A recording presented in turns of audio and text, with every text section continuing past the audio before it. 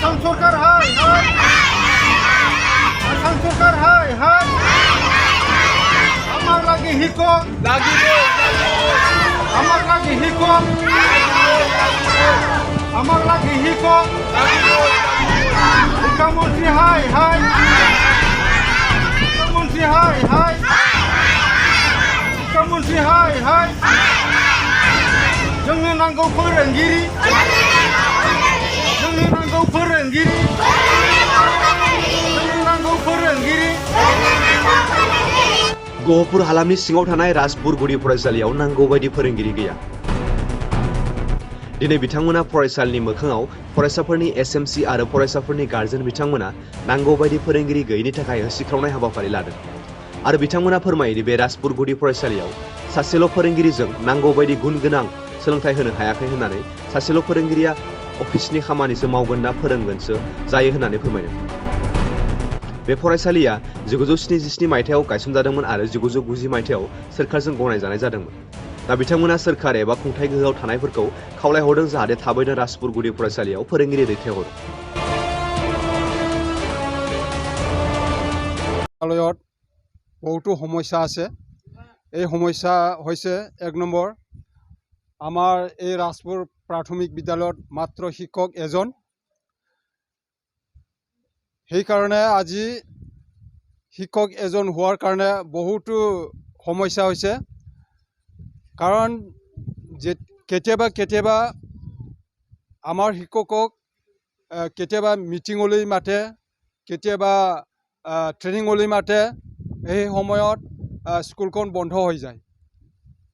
তেতিয়া আমাৰ ছাত্ৰ ছাত্ৰীবিলাকে কিমান উন্নত হ'ব পাৰে বা কিমান ইমপ্ৰুভ হ'ব পাৰে আমি চিন্তা কৰিবলগীয়া হৈছে। কাৰণ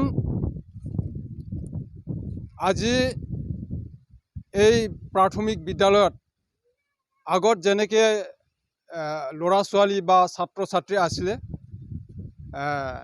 এতিয়া এনেকৈ ছাত্ৰ ছাত্ৰী নোহোৱা হৈছে। কাৰণ এজন শিক্ষকে কিমান পাঠদান কৰিব পাৰে। এটা স্কুলত, এটা প্ৰাইমাৰী স্কুলত ক শ্ৰেণীৰ পৰা ল'লে 6টালৈকে ক্লাছ হৈ যায়। এই 6টা ক্লাছটো এজন শিক্ষকে পাঠদান কৰিবলৈ অক্ষম হৈ যায়, সমস্যা হৈ যায়। সেইকাৰণে আজি এই চৰকাৰী এনেকৈ প্ৰাথমিক বিদ্যালয়ত বহুতো ছাত্ৰ ছাত্ৰী নোহোৱা হৈছে। যিহেতু আজি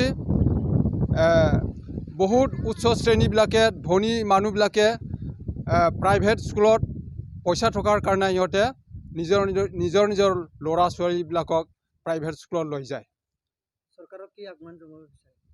মই সেইটো কাৰণে আজি মই অনুৰোধ জনাবলৈ বিচাৰোঁ যে শিক্ষা বিভাগ আৰু অসম চৰকাৰক মই অনুৰোধ কৰিছোঁ যে আমাক এই ৰাজপুৰ প্ৰাথমিক বিদ্যালয়ত এজনৰ পৰা আৰু 2জন শিক্ষক আমাক লাগে।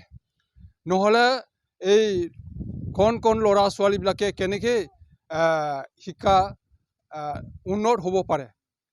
সেইটো কাৰণে মই শিক্ষা বিভাগ আৰু অসম চৰকাৰক মই অনুৰোধ জনাইছোঁ আমাক এই ৰাজপুৰ প্ৰাথমিক বিদ্যালয়ত আৰু শিক্ষক যেন दिनैहाय जोंनि बे बर'नि सासे राजा जानानै दिनै बिथाङा जोंनि बे बिश्वनाथ डिस्ट्रिक्टआव थानाय जोंनि बे राजपुर एलपि स्कुल गुदियाव दिनै बिथाङा जोंनि थाखाय अननानै बे गथ'फोरनि थाखाय जेरै बर' जाथि हिसाबै दिनै बिथाङा सासे राजा जाबाय।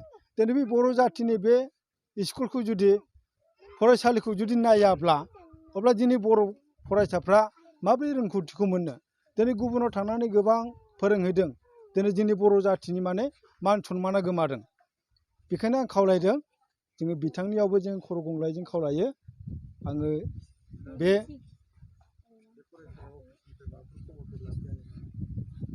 दा नैबे बिसयावहाय फरायसालियाव दिनै जोंनि अफिसनिफ्राय माखासे गोबां खम जायो खबर लाफैनाया। मा अबस्था दङ आरो माबायदि जोंनि स्कुलनि बाउन्डारिफ्रा दिनैहाय नायनो थाङोब्ला जोङो गोबां रायजोनिफ्राय जोङो मावनो गोनां जायो। दिनै जोङो मा होनदों, दिनै जोंनि बे स्कुलाव गोबां मोसौ मोसानि दिगदार। दिनै बाउन्डारि वाल गैया। बाउन्डारि वालखौथ' जोङो दिनैहाय जोङो सरकारनि मथे जोङो मोननो नांगौ, नाथाय जोंनि बे बाउन्डारि वालफ्रा दिनै जोंनि स्कुलाव दिनै सफैयाखै।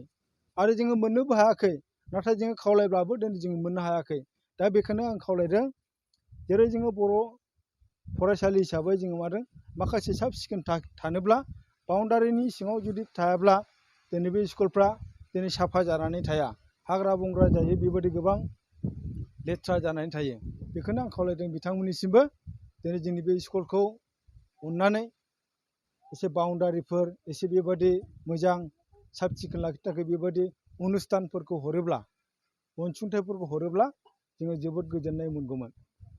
मोखाङाव होस्रावनाय हाबाफारि लादों आरो लोगोसे सासेल' फोरोंगिरि होननानै खोनानो मोन्दों नोंथाङा मा बुंनो सानो? बे होस्रावनाया दायो बे समावहाय जोङो फोरोंगिरिनि थाखाय जोङो होस्रावनो गोनां जादों जोंहा दायो बे समाव बे राजपुर गुदि फरायसालियाव 6 बोसोर जाबाय जोङो बेबायदि सरकारनियावहाय एप्लिकेसन गारो नाथाय जोंनि बे राजपुर गुदि फरायसालियाव सासेल' फोरोंगिरि हरनानै दिनै गोबां जोंनि बे 6था क्लासावहाय दिनै बे सासेल' फोरोंगिरिया दिनैहाय जोंनि बे गथ'फोरखौहाय फोरोंनो हाया जाहोना बेनो जाहैबाय दिनैहाय गोबां फोरोंगिरिफोरनि सायाव सरकारा दिनै गोबां खामानि आरो माखासे गोबां बेबायदि उसुबिदा समखौ जाबसिनना होनायाव समाव बेबायदि न'निफ्राय बन्द हरनो गोनां जायो आरो समाव स्कुलाव फैनानै बन्द हरनो गोनां जायो दिनै बे फोरोंगिरि सासेया दिनैहाय बे क्लास मोनसेयाव जेरैहाय साबजेक्ट मोनब्रै थायो दा 6था क्लासाव गोबां साबजेक्ट दङ नाथाय दिनै बेखौ बिथाङा सम दिनैहाय मा होनदों होनो हाया आरो फोरोंनो हाया दिनै बे फोरोंगिरिनि थाखायनो दिनै जों मादों जोंनि बे गथ'फ्रा माखासे फरायनायाव उनस्लददों जायनि थाखाय दिनै फोरोंगिरि सासेल' दिनै बिथाङा दिनै गोबां सैनो गोनां बेनिखायनो जोङो बेखौनो होसिख्रावदों सरकारनिसिम दिनै जोंनो फोरोंगिरि जोंनो आरोबाव सासे नांगौ जुदि जोङो सासे जोंनो फोरोंगिरि होबावाब्ला जों खिन्थु जिरायनानै थानो हानाय नङा आङो बेखौनो खावलायदों बिटिआर सरकार बिथांनिसिमबो आं खावलायदों आरो असम सरकार हिमन्त बिश्व शर्मा आरो लोगोसे शिक्षा मन्थ्रि बिथांनोबो आं बेखौनो मिथिनो सानदों दिनै जुदि जोङो बे देग्लायनि बे बोसोराव जोङो जुदि फोरोंगिरि सासे मोनबावाब्ला जोङो बेबायदि जों होसिख्रावनायखौ जोङो दोनथ'नाय जानाय नङा जायनि थाखाय दिनै जोंनि गथ'फ्रा गोबां उसुबिदा फरायनो हाया फोरोंनो मोना दिनै एग्जामफ्राव माने गोबां बेबायदि उसुबिदा माखासे फराफोरखौ जुदि फरायनो मोनाब्ला बबेनिफ्राय एन्सारखौ लानानै बिथांमोना गथ'फ्रा लिरनो एन्सारखौ दा दिनै गोबां मेदामा जोंना माने